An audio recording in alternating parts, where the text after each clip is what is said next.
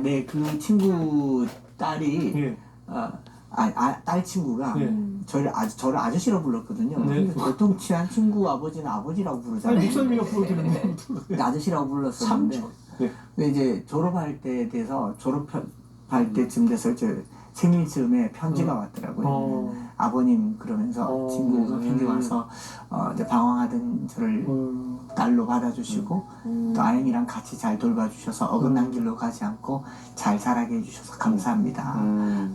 자주는 아니지만 틈만 나면 기회 되는 대로 교회를 나가보도록 하겠습니다.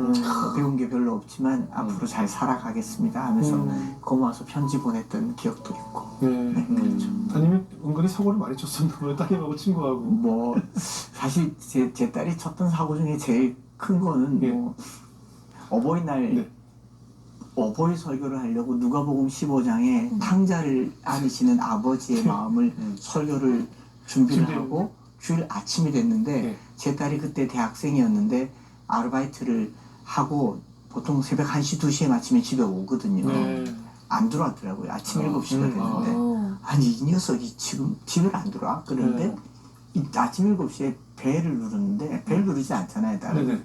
경찰이 벨을 누르더라고요. 너무 놀라서 주일 아침 7시에 제가 맨발로 쫓아나가봤더니 친구가 들어와서 왔다.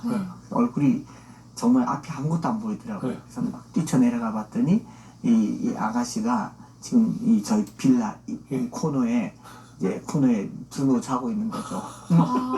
그 사장님이 알바 마치고 피곤한 아이한테 이제 맥주를 한 잔, 두 잔 먹였던 거죠. 얘가 집에까지 어기저기 오긴 왔는데 집 입구에서 그냥 쓰러져서 거기 이제 하고 잠이 들었는데 이게 밤이 샌 거예요. 신고해서 다행히 겨울은 아니었나 봐요. 5월달이니까 둘째 주. 그래도 밤에는 좀 쌀쌀하겠네요. 그래서 그 신문 좀 보고 경찰이 이제 인계해 주는데 제가 그 딸을 안고 집에 와서 화장실에 넣어서 씻겨서 방에 놓고 문을 딱 닫는데 너무 화가 날 법한데 제가 그 전날 저녁에 말씀을 돌아온 탕자를 안으시는 아버지라고 했잖아요. 근데 제가 제 딸을 보는데 그 모습이 제 모습이더라고요. 근데 하나님이 저를 그렇게 안아주셨고 또 하나님께서 저에게 이 딸을 이렇게 안아줘야 된다고 그 아이를 이렇게 안고 방에 넣어두고 오는데 살아 돌아와 주셔서 고맙고 숨 쉬고 있어서 고맙고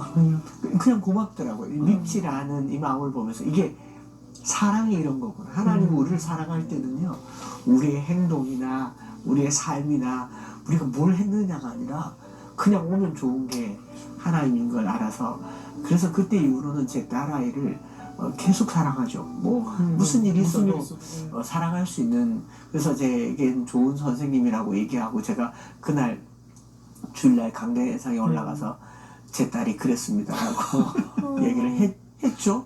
그러니까 친구들이 전화해서 너 오늘 스타가 됐다. 뭐 나쁜 처자가 어디서 자냐 그러고 연락했는데 제 딸이 집에서 잤는데 그러더라고요.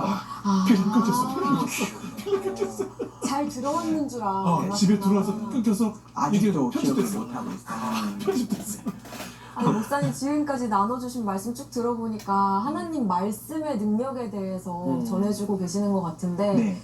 목사님께서는 말씀 암송도 참 많이 하시는 것 같아요. 네. 그리고 많은 분들이 말씀 암송을 많이 하시는데 목사님에게 있어서 말씀 암송은 어떤 의미가 있는지 궁금해요. 저희 교회가 개척될 때부터 이제 말씀 암송 자녀 교육을 하기로 했어요. 교회 처음 시작할 때 선배 목사님이 제게 한 목사 능력을 받아야 된다. 능력을 받아야 귀신 쫓아내고 예수님도 병 고치셨지 않냐. 그래서 제가 작전 기도를 했거든요. 하나님 이렇게 교회를 시작했는데 이 상가교회에 초상날 상차가 안 되려면 능력을 달라고. 그래서 하나님께 기도를 하는데 제가 만약 병 고치는 능력이 있으면 누가 저희 교회 오겠습니까? 병자들이 다 오겠죠. 돌봐줘야 되겠죠. 제가 만약 귀신 들린 사람을 귀신 쫓는 능력이 있으면 귀신 들린 사람만 오겠죠.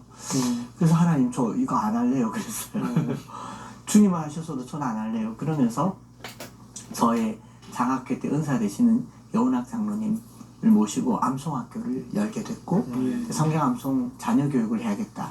우리가 자녀 교육을 하면 이 교회가 미래가 있겠구나 해서 교회를 처음 개척하면서 자녀 교육을 말씀 암송으로 하는 자녀 교육을 하게 된 겁니다. 그래서 그 롬파리팔 합력하여 손을 이루시는 하나님을 자녀들을 통해서 만들어 가자고 해서 자녀들에게 성경을 암송하게 된 게 15년간 계속했고 가정예배로 꾸준히 자녀들을 말씀 암송 가정예배를 드리게 됐고 저희 성도들은 다 말씀을 100절, 200절, 한 300절 정도는 주기도문 수준으로 암송을 하고요.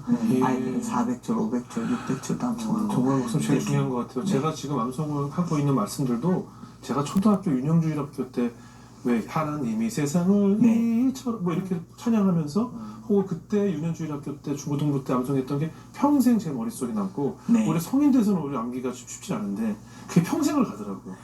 그렇죠. 어린 시절에 암송. 네, 목회하면서 말씀 암송에 대해서 조금 더 깊게 연구를 하게 됐고 그걸 공부를 하면서 알게 된 사실이 원래 우리가 암송한다 보면 중얼중얼 이런 느낌이 들잖아요. 네. 그렇지 않고 우리 한국의 조선시대 때부터 서당에서 자녀 교육할 때 보면 선생님이 선창하면 아이들이 큰 소리로 후창하고 이 서당 밖에 못 배운 평민들도 그 담벼락에 붙어서 그 소리 듣고 글 공부하고 맞아. 부모님들은 내 아들 소리 들으려고 그 서당 담벼락에 서 있었던 것처럼 모든 학습은 소리로 나가는 거거든요. 예. 말씀 암송은 하나님께서 처음에 모세에게 선지자들에게 글로 전해준 게 아니라 말로 전해주셨죠. 예. 명확하게 말씀으로 전해주셨고 모세는 그걸 말로 전한 다음에 네. 글로 썼으니까 네. 우리가 종이에 적혀있는 글을 우리 마음에 담아서 말로 잘 전해야 되니까 예. 단순히 암송이 목표가 아니고 성경 말씀을 소리내서 읽는 것을 목표로 해서 자꾸 읽다 보니까 그렇죠. 익숙해지는 거죠.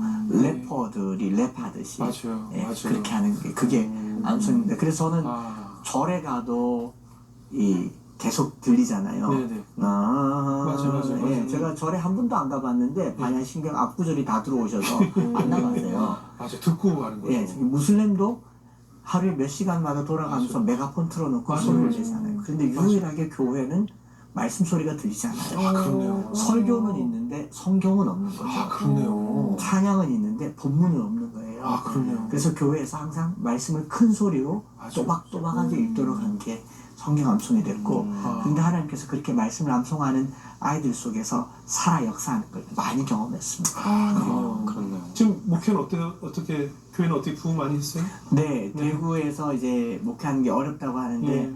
코로나 끝나고 이제 예배당 문을 열었을 때 지금은 자리가 이제 없고요. 아유. 차서 아직 그 상가죠? 예, 아직 상가고요. 예.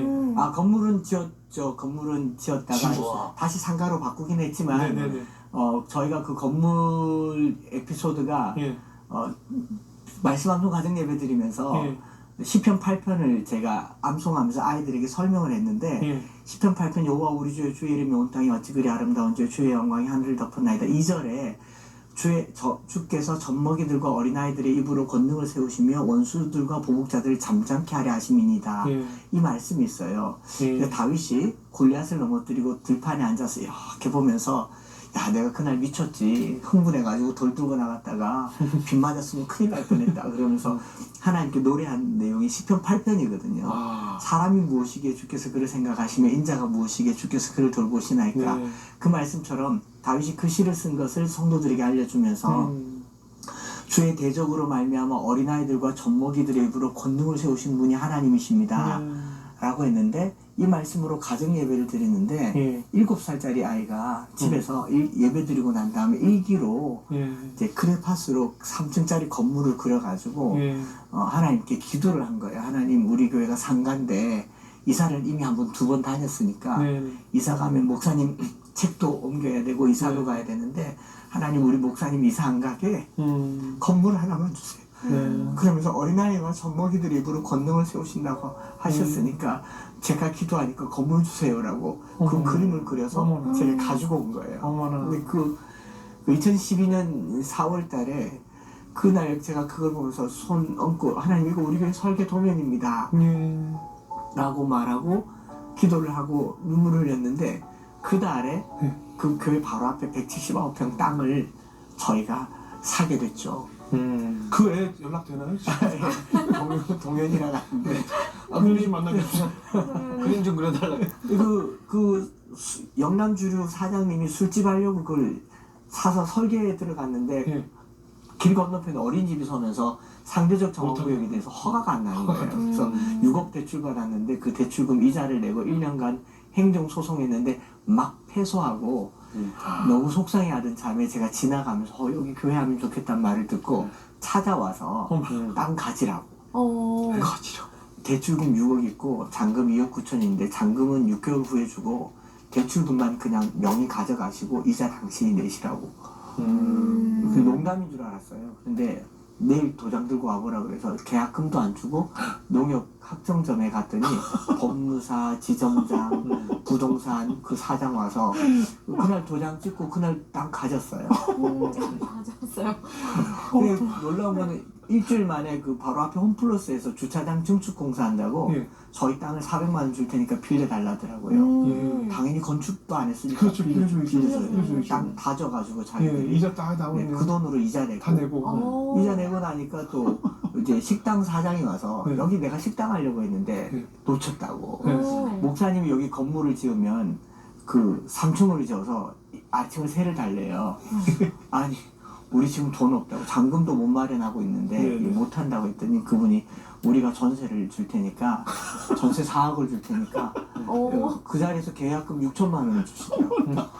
근데 건물이 없는데 전세 계약을 했더니 빈 땅에다가 이게 무슨 얘기예요? 너무 놀랬죠. 예, 예. 성도들도 놀래죠. 이게 어린아이들과 젖먹이들의 입으로 건물을 세우십니다.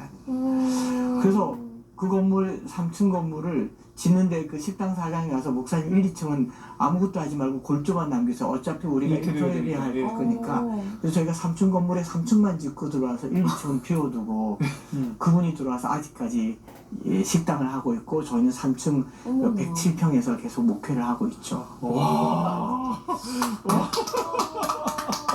여태까지 얘기를 들으면서 자발적으로 박수를 친 적은 예, 없어요. 예. 와, 이 동현이 잘 있는 거죠, 동현이. 네, 그 아이는 다음번에 공부한다고 동현이 다른 데로 이사 가긴 이사 갔어요? 갔는데, 네, 잘 있습니다. 할렐루야네요. 그 아이 동현이뿐만 아니라 우리 교회 암송한 아이들이 그 땅을 이제 시편 암송하면서 밟으면서 기도했고 야. 건축원금 한 번 하지 않고 예. 그 아래층에 월세와 전세로 지었던 교회가 엠마오 교회요? 네 어느 동네에 있어요? 대구 북구 동천동에 있습니다. 동천동에. 예. 아까 말씀하신 것처럼 이 엠마오 교회가 날로 부흥해서 정말 이런 기적의 역사가 네. 계속 날로 이어졌으면 좋겠네요. 네. 아유 감사합니다. 자, 우리 지금 자매 어떻게 들으셨어요?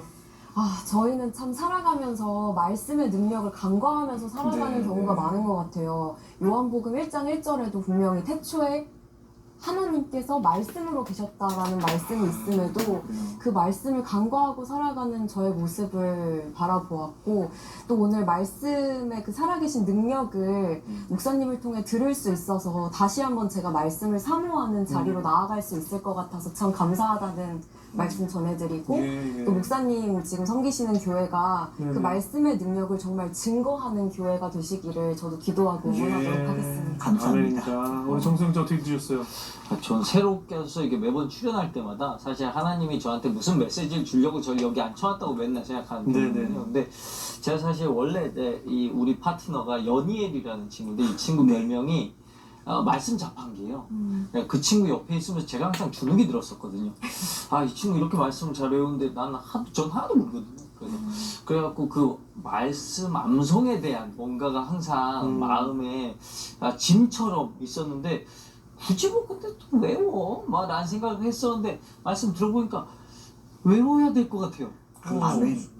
정말 목사님 너무 은혜를 받았는데 저 어젯밤에 잠이 안 와가지고요. 굉장히 힘들었어요. 녹화 때문에 일찍 자야 되는데 자면서 별의별 생각 잡념들이 참 많이 드는데 대부분이 생각하면 쓰잘데기 없는 염려들이더라고요. 다음 주에 뭘 해야 되는데 그걸 미리 예약했나? 안 했나? 벌떡 일어나서 다시 확인하고 뭐 다음 달 일, 다다음 달 일, 아이들 여름방학 때 무슨 뭘 해야 되나?